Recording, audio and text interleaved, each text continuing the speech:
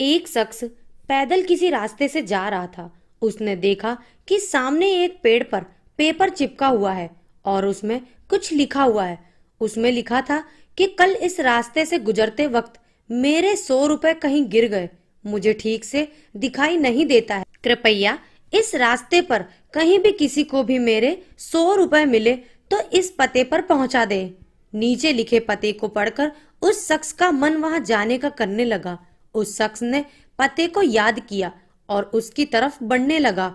वहां जाने के बाद जब उसने आवाज लगाई तो देखा कि उस गली में एक झोपड़ी है और वहां से एक बूढ़ी औरत लाठी के सहारे बाहर निकलकर आ रही है। उस शख्स को मालूम हुआ कि वो वृद्धा वहां अकेली रहती थी। बूढ़ी औरत के सामने आने पर उस शख्स ने उससे कहा कि माँ जी, आपके 100 रुपए जो गिरे थे वो मुझे मिले हैं, ये रहे आपके 100 रुपए। उस शख्स की बात सुनकर बूढ़ी औरत रोने लगी और कहा, बेटा, कल से अब तक करीब 30-40 लोग मुझे 100 रुपए देकर जा चुके हैं। बेटा, मुझे ठीक से दिखाई नहीं देता, मुझे पढ़ना लिखना भी नहीं आता है।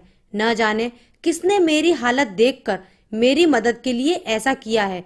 उस शख्स के बहुत कहने पर उस बूढ़ी औरत ने उससे 100 रुपए तो ले लिए, लेकिन उस शख्स से विनती करते हुए कहा कि बेटा, जाते वक्त वो संदेश जरूर फाड़कर फेंक देना। ना जाने किसने मुझ पर तरस खाकर ऐसा किया है। उस शख्स ने सिर हिलाते हुए बूढ़ी औरत की बात पर हामी भर ली। थोड़ी दूर जाने के बाद वो शख्स सोचने लगा कि आखिर मुझसे पहले आए उन 30-40 लोगों को भी तो उस बूढ़ी औरत ने वो संदेश फाड़ने को कहा होगा, लेकिन किसी ने उसे अब तक फाड़ा नहीं है। तो फिर मैं कैसे उसे फाड़ दूं? उस शख्स के मन में उस व्यक्ति के लिए बहुत ही आदर का भाव आ रहा था जिसने बूढ़ी औरत की सेवा के लिए इस तरीके को ढूंढा। उस शख्स का मन उस व्यक्ति के लिए कृतज्ञता से भर चुका था। फिर क्या था, उस शख्स ने भी उस पेड़ में लगे उस संदेश को वैसे ही रहने दिया। दोस्तों, इस कहानी से हमें यही सीख मिलती है कि हमारे मन में सिर्फ कर्म करने की इच्छा होना चाहिए। मदद के तो अनेकों तरीके हैं। अगर हमारे अंदर किसी की मदद करने की इच्छा हो तो हम किसी न किसी रूप में भी जरूरतमंद की सेवा कर सकते हैं।